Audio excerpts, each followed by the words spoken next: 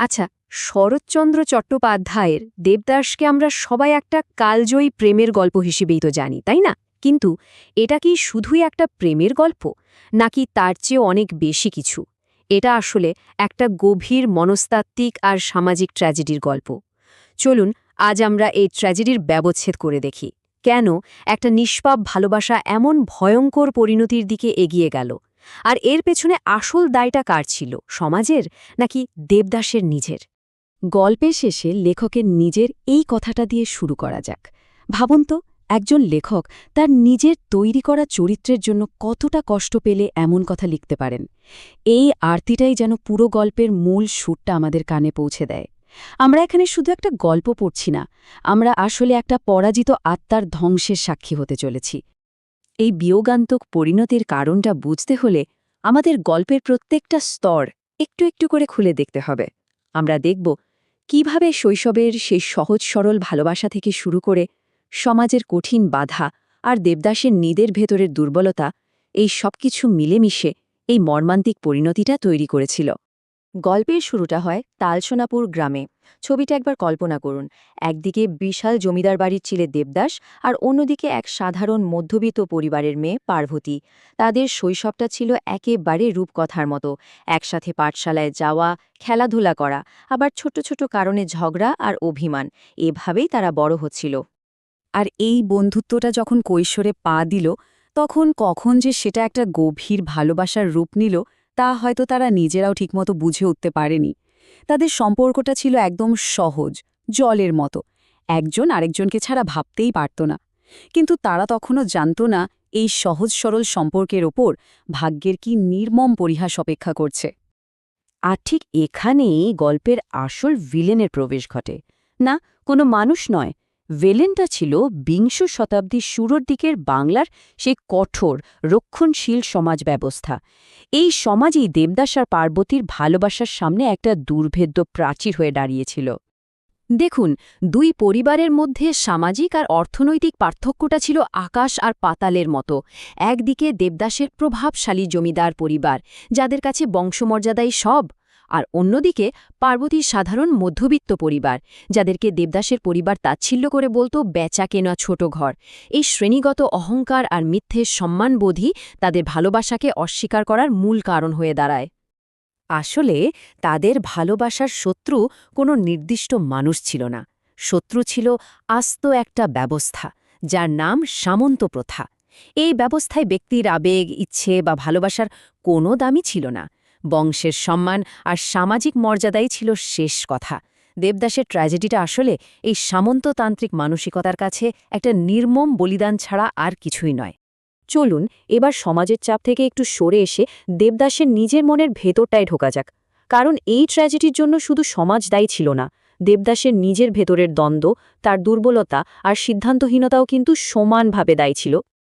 যখন পার্বতী তার সম্মান, লজ্জা, কলঙ্কের ভয় সবকিছু ত্যাগ করে গভীর রাতে দেবদাসের কাছে ছুটে গিয়েছিল, ঠিক তখন দেবদাসের মুখ থেকে বের হওয়া এই একটা প্রশ্নই তার চরিত্রের সব দুর্বলতা চোখে আঙুল দিয়ে দেখিয়ে দেয়। এটা ছিল তার দায়িত্ব নিতে ভয় পাওয়ার, ভালোবাসার জন্য লড়াই করতে না পারার আর তার চূড়ান্ত সিদ্ধান্তহীনতার প্রমাণ।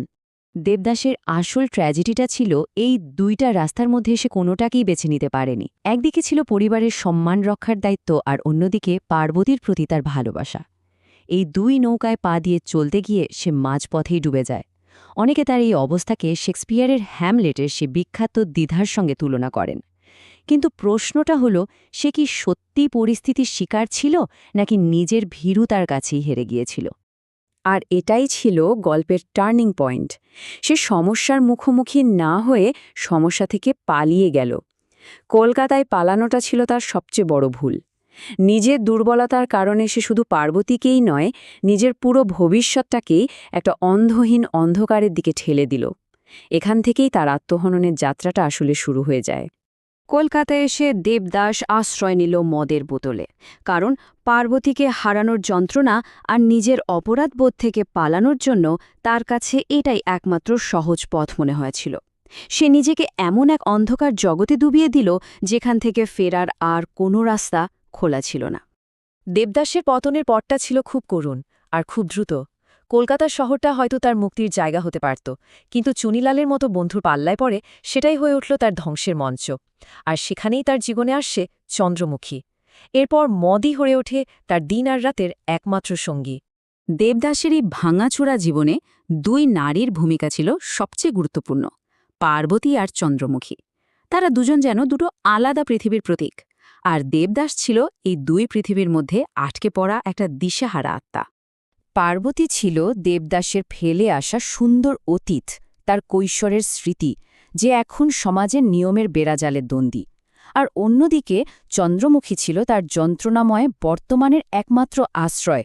সমাজের চোখে যে ছিল ঘৃণিত, সেই বাইজি দেবদাসের সব অপমান, সব অবহেলা সহ্য করেও তাকে নিঃস্বার্থভাবে ভালোবেসে গেছে। এই দুই নারীর চারিত্রিক বৈপরীত্য দেবদাসের নিজের ভেতরের অস্থিতিশীল মানসিকতাকেই যেন আরও স্পষ্ট করে তোলে। চন্দ্রমুখীর মুখ থেকে বলা এই কথাগুলো তার চরিত্রের গভীরতা বোঝানোর জন্য যথেষ্ট। সে ভালোবাসার এমন এক রূপ খুঁজে পেয়েছিল যেখানে কোনো প্রাপ্তির আশা নেই, আছে শুধু সেবা আর সমর্পণ। তার এই নিঃস্বার্থ ভালোবাসাটা দেবদাসের সেই আত্মকেন্দ্রিক, দ্বিধাগ্রস্ত প্রেমের ঠিক উল্টো দিকে দাঁড়িয়েছিল। এত দ্বন্দ্ব, এত যন্ত্রণা আর আত্মধ্বংসের পর গল্পটা তার সেই অবশ্যম্ভাবী দুঃখজনক পরিণতির দিকেই এগিয়ে যায়। দেবদাস তার জীবনের শেষ প্রতিশ্রুতিটা রাখতে চেয়েছিল। তীব্র অসুস্থ শরীর, সীমাহীন কষ্ট সহ্য করে সে ঠিকই পৌঁছেছিল পার্বতীর গ্রামের বাড়ির সামনে।